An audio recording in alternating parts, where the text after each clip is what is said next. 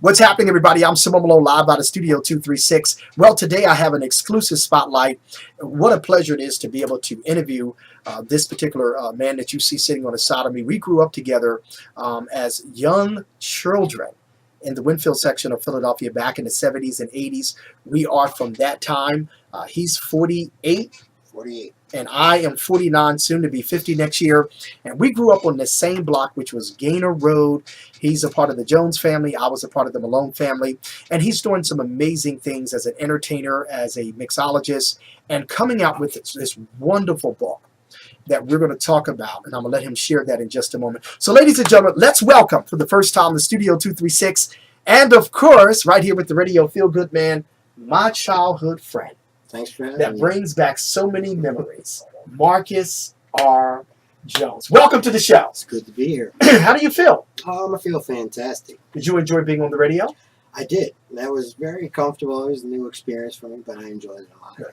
So tell everybody, who in the world is this handsome brother making a difference as an entertainer, mixologist, Marcus R. Jones from Philadelphia? Just a simple guy. I don't do much. I'm saying I don't do much, but I seem to do everything. I actually do 26 different things professionally.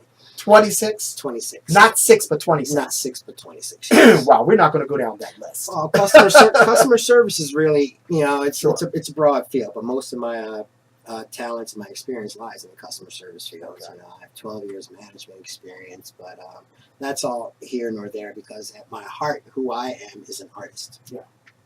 And when did you realize, Marcus, in your life that you were an artist or an entertainer? You have served this country. Congratulations. Yes, thank you. When did you realize, what age were you when you realized that you said, look, this is something that I have that can work, make me some money, help to pay my bills, bring a little excitement to people? Yeah, well, all my life, I just noticed that people were kind of like magnetized to me for whatever reason. I'm still not particularly sure what that is. I'm getting a clearer vision as I'll say, evolving currently because this is all new to me. What you've been telling me about, this is all new to me. I haven't always looked the way I do.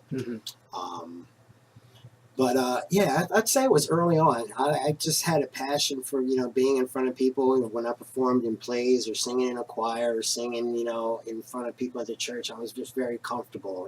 Just being in front of people and performing. Right, and people need to know that we both grew up in a Christian family. My mother was an evangelist. His mother and my mother were best friends, which is absolutely incredible. You grew up in a Christian family. Yes. So those solid morals and values and things that have allowed you to be the person that you are. I know we both miss our mothers tremendously. Yes. What was it like growing up with your brothers and you have one sister? Yes. So how many boys are there? There are 8 boys and 1 girl. Right. So what was it like in growing up in the Jones family? And your father who worked as well, and where do you fall in that with the family? Okay, well, I'm the 4th. I have 2 older brothers, Reggie and Kevin. I have my dear sister Angela, who's also older than I am. Sure. And I fall in, and I have 5 younger brothers named Javen, Jeremy, Aaron, Isaac, and Reuben. Wow. Yeah, it's a lot of us. They have 5 younger brothers. It was pretty tragic because my mother passed when I was 10. Yeah. And I have 5 younger siblings. Wow. So that was pretty devastating blow to the family. How was it like growing up with your mother in the family? She was very adamant about keeping us all together and keeping us doing what we were supposed to be doing, basically. Like if she told us, gave us chores to do and we didn't do them, she would allow us to fall asleep and then she would come wake us up and make us get them done so that we wouldn't want that to happen to us again. So And she was very, very strict and very disciplined, but as you grow older, you understand why your parents are like that. And I always wondered, and this is very exclusive and we can be ourselves here on my show, your mother enjoyed having babies. Apparently.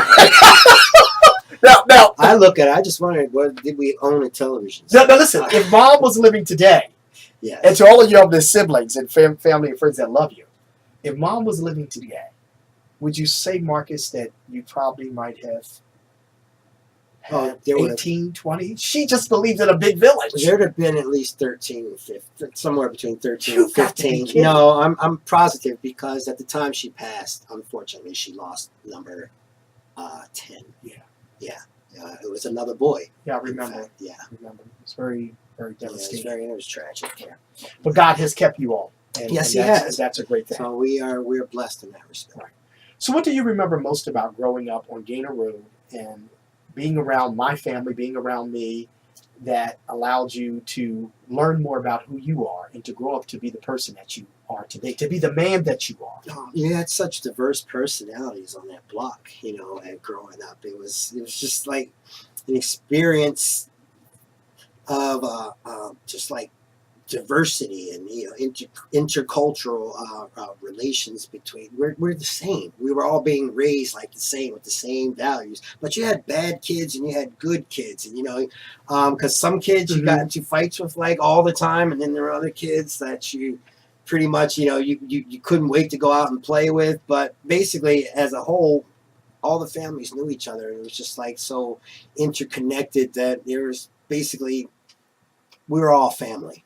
We were all the same family. That's what I want to get at. Gotcha. So now let's turn a little bit. You served our country, and people are messaging me while we're on here. We appreciate all of you. Please share your comments, to Marcus as well, and make sure you subscribe right there to my YouTube channel and on Facebook. After you got out of the service, you said on the radio that the service taught you some things. They say when people go into the military, you really learn about yourself. Yes. I don't know that I've never been a military person. But you said on the radio it taught you some things. Can you explain what happened a little bit, and then how you grew up from that, how you learned, and then how you got into the entertainment business? And then we're going to talk about this amazing book that's coming in the fall. Yeah, I'm excited. I'm excited for you because this is certainly a subject matter that will hit home to many people. Talk about that. Yeah. Oh, okay. Well, going into the service, what they taught me was that basically that's where I found myself. But some of the positive things that happened for me was they took the word can't out of my vocabulary. I mean, they gave me discipline and structure within my life, which everyone needs.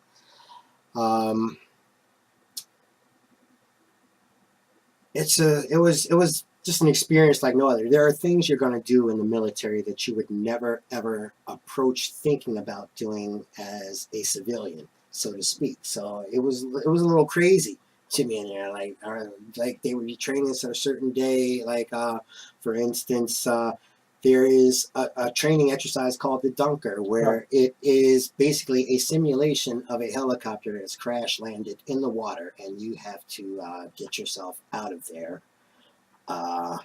Get out of your seatbelt. You're in full uniform, camouflage. You got your back. You got your war belt, rifle, and you have to get out of this helicopter. And we performed that exercise 3 times. The 3rd time blindfolded. Wow. Yeah, that's something you would never think about doing, and if that were like a water ride at a park, you'd probably pass it over. Yeah. And I remember seeing you in your military, outfit. Yes. I never really thought. I thought maybe you were just wearing. I never really thought that you were in the military. But thank you again for serving our country. So now let's flip and talk about all of this great entertainment that you're doing. Yes. We got about 7 more minutes here on the video. You are a professional entertainer. I am. You are not. And folks, the views and opinions on this program are not necessarily those of Simone Malone. Let me just say that. You are not a stripper. I am not. You are a professional entertainer. I am a professional male exotic entertainer. Say that in that camera. I am a professional male exotic entertainer. Not a stripper. Not. What is the difference, please? Okay, stripper. Gonna come out, you're just gonna hear dooch, dooch, dooch, dooch. Guys gonna be lifting off his shirt, taking it off. Male exotic entertainers. We consider ourselves to be artists. Therefore, if you're gonna be an artist, you cannot continue to paint the same picture and expect people to appreciate your art. Therefore, our music, our costumes, and our routines have to constantly change. Wow. You understand? That is what makes us different. We come out and we entertain you. Wow. Showing you the art of seduction. That's what it is. That's what male exotic entertainment is about. Okay. Stripper is just like bass. You're just coming out, hey, take it off. Yeah. No, we take our time taking it off. That's the difference. Gotcha. getting people excited. Exactly, leading up into. Now, you said on the radio you have a name. I And do. what is the name that you go by? THD, Diablo. That Diablo. stands for the handsome devil. I like that. Right. Well, the devil part I don't know, ladies and gentlemen, but I like. I told Diablo. you, I'm just devilish. I got you. Okay, I got am you. not the devil. People say, "Why don't you call yourself El Diablo?" Is the devil. I got you. The devil. Okay. My name is Diablo. Okay. Okay, I am a devil or somewhat devilish. In your entertainment moves and things. Yes. So, yes. He's kind of like my alter ego on Gotcha. the other side, the Okay. naughty side of me. And actually, ladies and gentlemen, I've seen him perform. I think it was a play that I went to or something, and they had all the El dancers. Bandito, yes. Yeah, that you was were there. absolutely- That was Man, you were excellent. appreciate Thumbs that. up for all of the guys that were there, and you guys did. That place was packed. Yeah, it really Yeah. was. I didn't expect a turnout Yeah. like that, but that was a great show. So if people are interested in your services for that, I want you to give that information.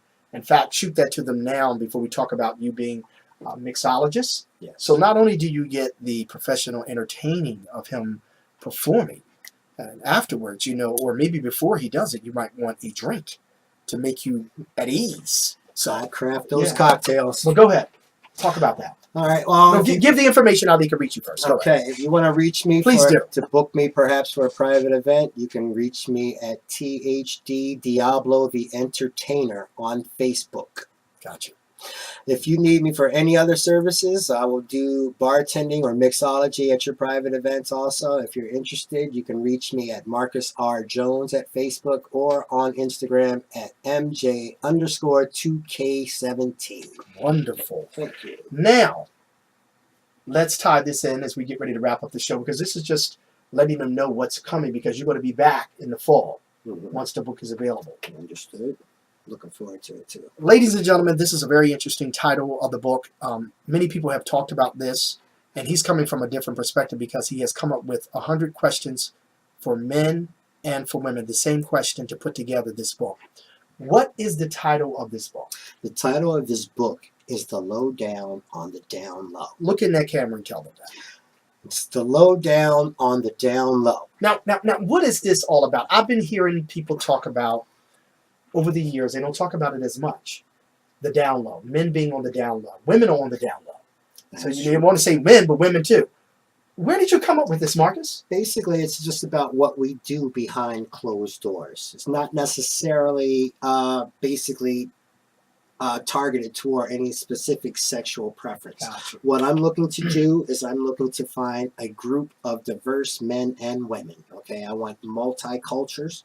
I want multi-religious backgrounds. I would like 100 men and 100 women to answer these questions with an age range perhaps 25 to 75, anywhere in between there. So that basically you can see who's out here or what's out here and what we're doing to one another, what we have done, what we're willing to do, because that's basically what the questions are. They're very difficult questions. They ask you about things that you've done. That you really have to open up and Yes, be you really honest have with to yourself. open and be honest with yourself. Okay, but Marcus, of all the things you can write about, why did you choose this? Is this based on some experiences you have had with people that you said, look, God gave you this idea? Because when we sit down and write, God gives us ideas.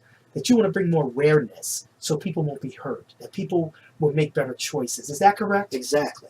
You nailed that right on the head. Basically, I've been through some experiences myself, okay, so I'm not blind to it, but there are certain things that I wish I would have known prior to entering those relationships.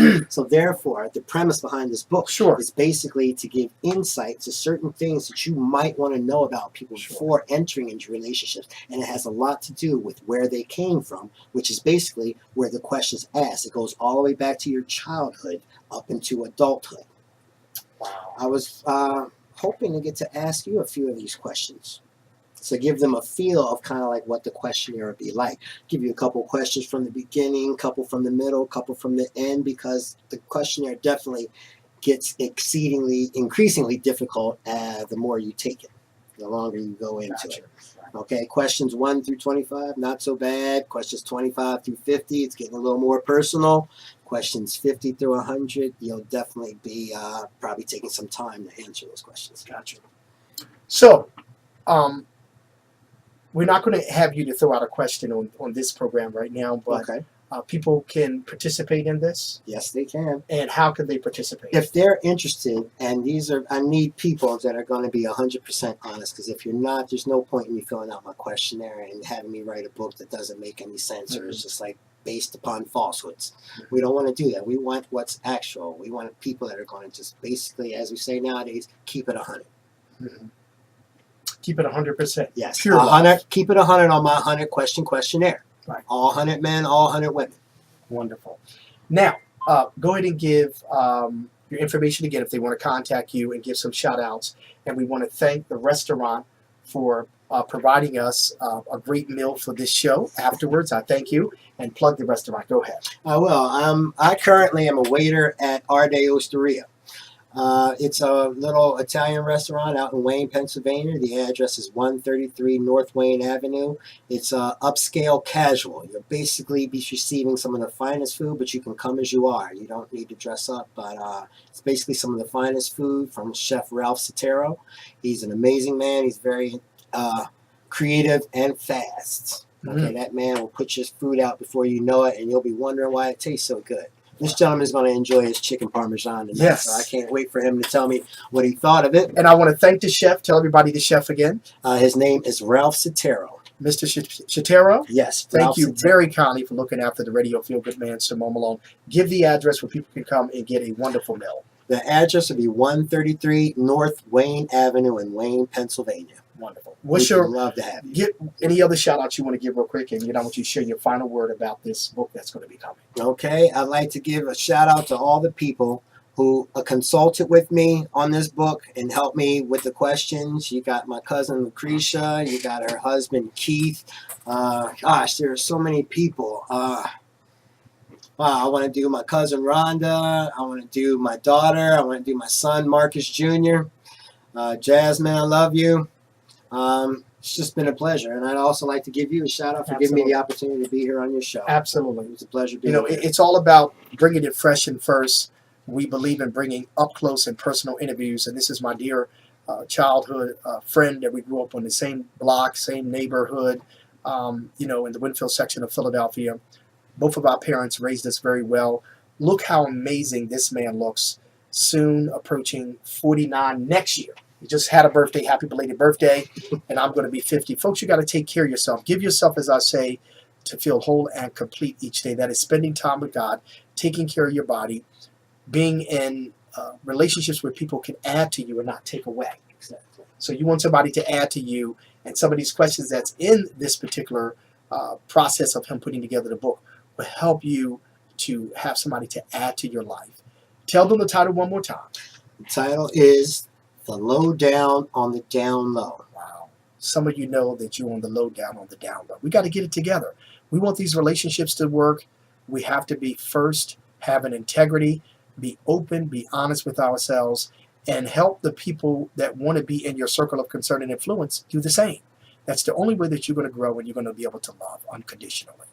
Thank you so much. We love you, man. Thank you. And we look forward to talking to you in the fall. I look forward to it. Ladies and gentlemen, Marcus. Keep an eye out for the book. That's right. Marcus R. Jones from Philadelphia, entertainer, mixologist, author, soon to be for his book. Thank you all for joining us. For details on being on my show, you can call me at 215-224-4297 or email me at feelgoodman1@yahoo.com. You will see that come across the screen there as well. Have an amazing day. Welcome to the next season of your life. And again, let's keep it on the down low. Can we? Talk to you soon. Bye-bye.